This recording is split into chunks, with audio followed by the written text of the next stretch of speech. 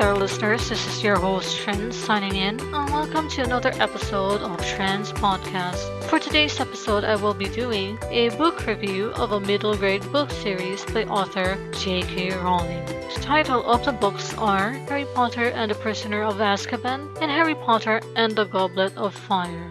Also, follow me on my social media accounts such as Instagram at TrenzYBA, Twitter at TrenzIbanez, and on YouTube with the name Katrina Ibanez. Now without further ado, let's get on with the book review.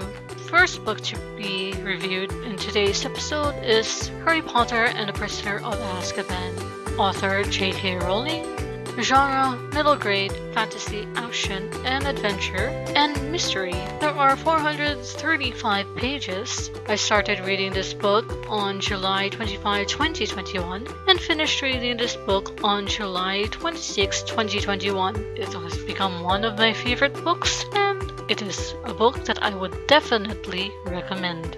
It's Harry, Ron, and Hermione's third year at Hogwarts School of Witchcraft and Wizardry. This year, there is an escaped convict after Harry. Hermione is taking so many classes that the schedules somehow collide, and yet she manages to attend all of it. How does she do that? Hermione's new cat, Crookshanks, has some grudge against Ron's rat, Scabbers, while at the same time befriending a huge black dog that looks like a Grim. This year's Defense Against the Dark Art professor is named Remus Lupin, and he actually knows what he is doing. Yet he has a dark secret. Did I mention the Dementors roaming around the school? This book has some friendships, has elements of time magic, and who knows if some innocent lives can be saved. Read the book to find out, dear listeners.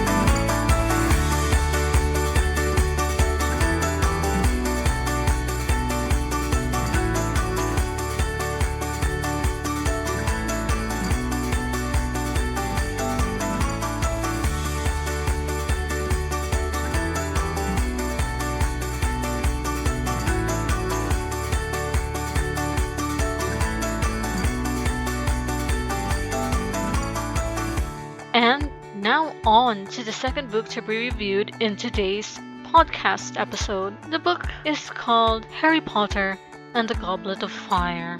The author is once again J.K. Rowling. The genre, middle grade, fantasy, action and adventure, and mystery.